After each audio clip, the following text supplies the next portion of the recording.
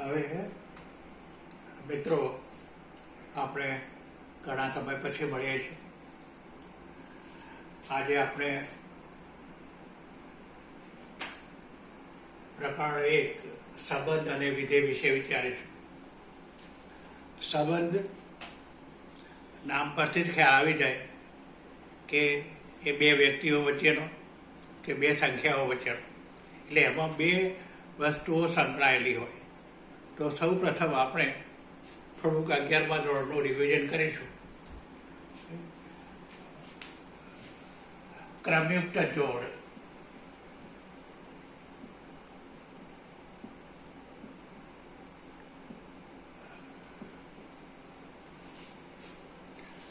ધારો કે એ અને બી બે ગણ છે.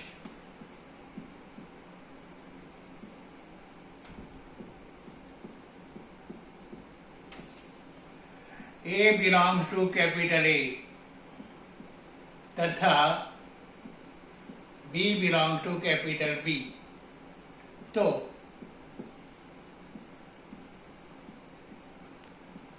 ने क्रमयुक्त जोड़ कहेवाय.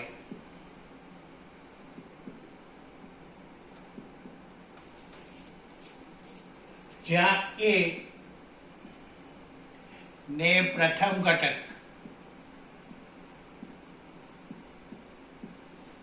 तथा बी ने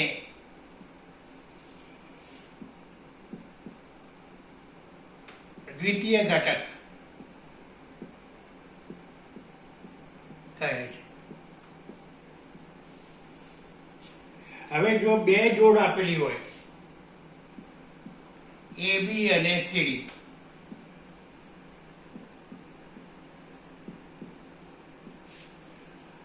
આ બે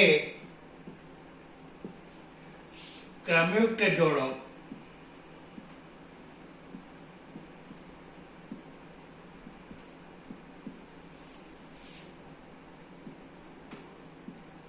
સમાન ત્યારે જ કહેવાય જો A બરાબર C તથા B બરાબર D. એટલે કે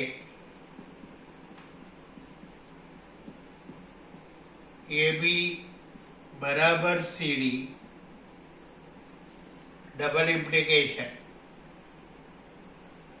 A બરાબર C, B બરાબર D. હવે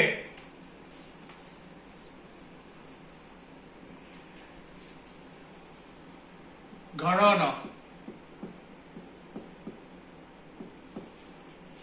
કાર્ટેશિયન ગુણાકાર.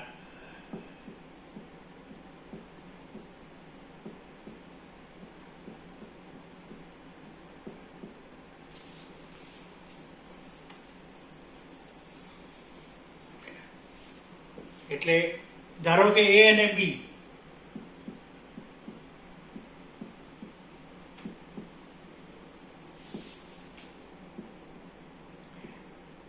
બે ગણો છે. A belong to capital A, B belong to capital B. તો A અને B ના કાર્ટેશિયન ગુણાકારને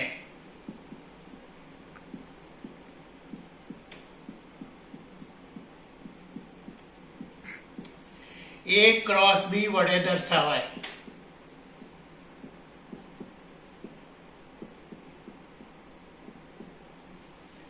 જ્યાં A ક્રોસ B બરાબર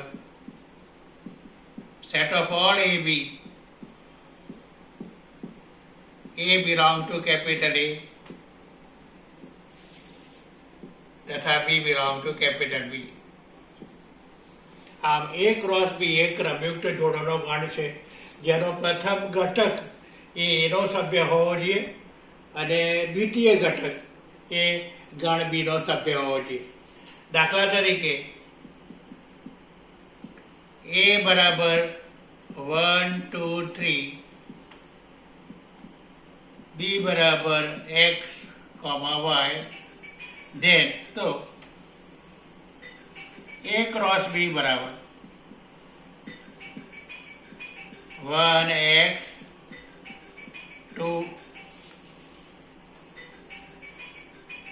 1y 2x 2y 3x 3y. અહીંયા એમાં 3 સભ્યો છે, બીમાં 2 સભ્યો છે. એ ક્રોસ બીમાં અહીંયા એનો એક ઘટક 1x 1y એમ 2 જોડ બનાવે. એમાં 3 ઘટકો છે, બીમાં 2 ઘટકો છે, એનો એક ઘટક 2 જોડ બનાવે, તો 3 ઘટક કુલ 6 જોડ બનાવે. એટલે એ ખાસ ખ્યાલ રાખો કે જ્યારે એ અને બી બંને શાંત ગણ હોય, એટલે કે એના ઘટકોની સંખ્યા મર્યાદિત હોય, તો એ ક્રોસ બીના સભ્યોની સંખ્યા બરાબર Na ઇન્ટુ Nb. અહીંયા એ અને બી બંને શાંત ગણ હોય તો એનો એ ક્રોસ બીના સભ્યોની સંખ્યા બરાબર એના સભ્યોની સંખ્યા ગુણ્યા બીના સભ્યોની સંખ્યા. એ બરાબર અહીંયા પ્રથમ ઘટકમાં બીનો ઘટક આવશે, એટલે x1 x2 x3 y1 y2 y3. સ્પષ્ટ જ છે કે a cross b is not equal to b cross a. જો a અને b સમાન હોય તો a ક્રોસ b બરાબર b cross a. a cross a ને a સ્ક્વેર વડે દર્શાવાય છે.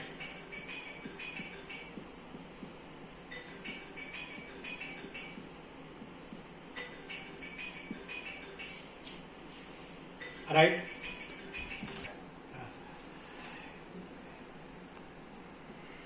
a બરાબર 1 2 3, તો a ક્રોસ a બરાબર 1 1 1 2 1 3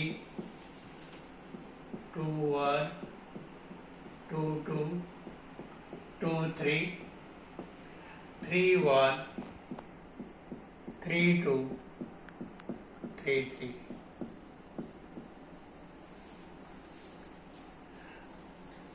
હવે આપણે સંબંધ વિશે વિચારીશું.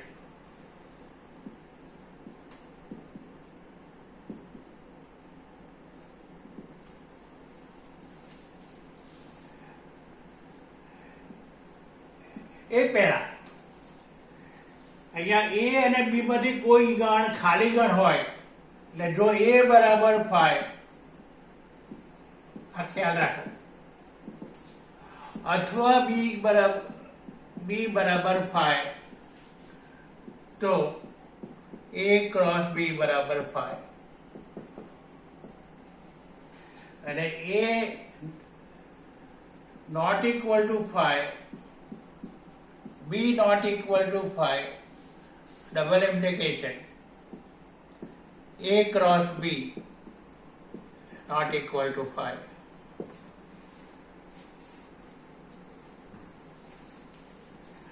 હવે સંબંધનો વ્યાપક ખ્યાલ એવો છે કે કોઈ પણ ગુણાકાર ગણ a ક્રોસ b ના ઉપગણને સંબંધ કહેવાય.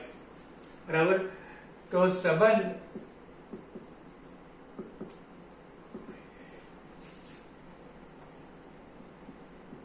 a ક્રોસ b ના દરેક ઉપગણને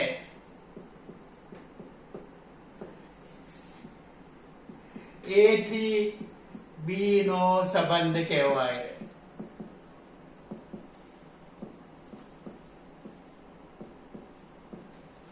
a થી b નો સંબંધ કહેવાય. જો R is subset of A cross B, તો R એ A થી B નો સંબંધ કહેવાય.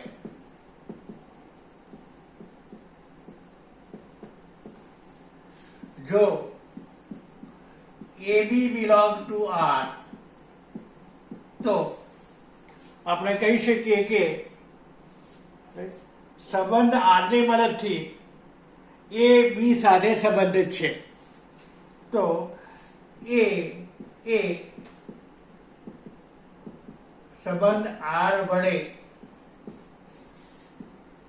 B સાથે સંબંધિત છે. AB belongs to R અથવા ARB વડે દર્શાવાય છે.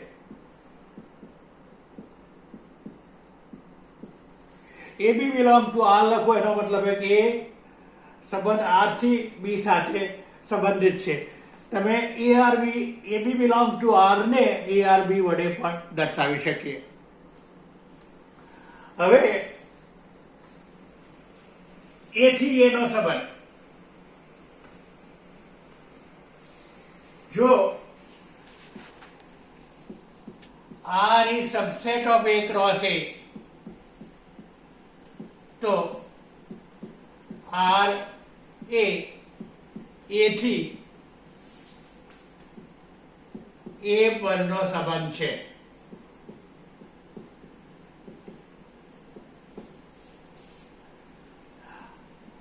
R ને A પરનો સંબંધ પણ કહેવાય.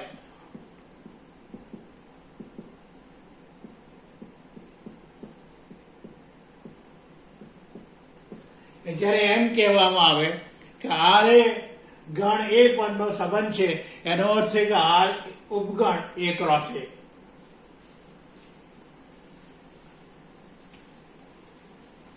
હવે રિક્ત સંબંધ,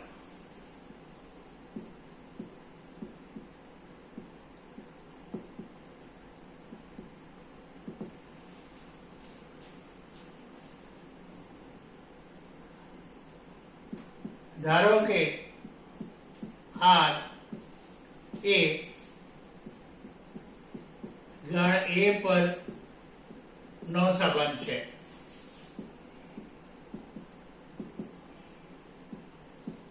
અને જો R વડે એનો કોઈ પણ સભ્ય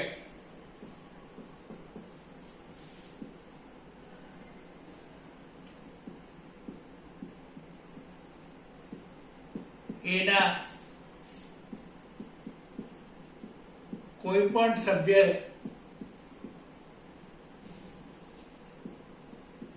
સાથે સંબંધિત ન હોય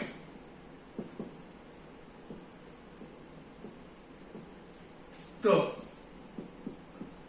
R ને રિક્ત સંબંધ કહેવાય.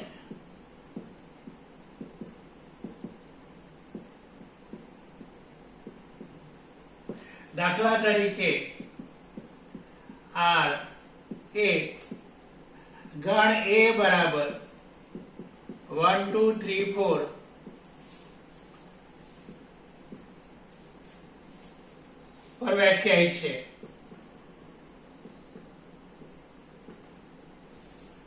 પર વ્યાખ્યાયિત છે. જ્યાં R બરાબર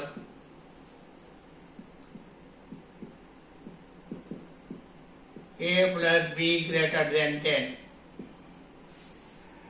દેખેતું છે કે એના કોઈ પણ બે સભ્ય લો, બરાબર, 1 plus A plus B, A1 B4, તો A plus B 1 plus 4 is 5, not greater than 10. એટલે કે એના દરેક બે સભ્ય માટે તેનો સરવાળો 10 કરતા મોટો નથી. આથી R એ ખાલી ગણ છે. R ને રિક્ત સંબંધ કહેવાય.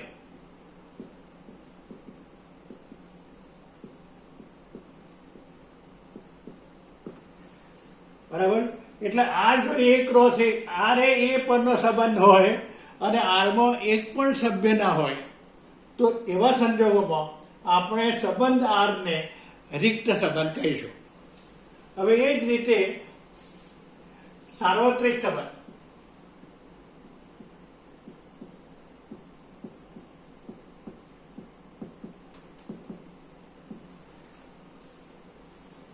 ધારો કે આર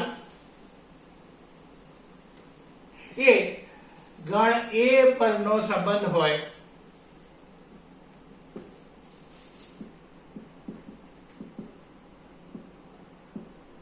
અને જો આર વડે એનો પ્રત્યેક સભ્ય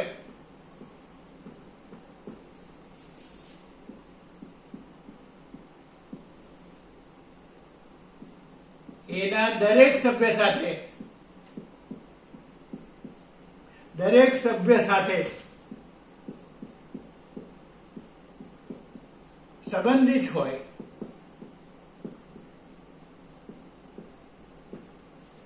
તો આર ને સાર્વત્રિક સંબંધ કહેવાય.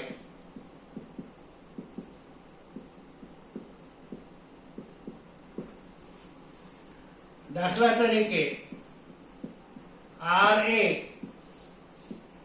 બરાબર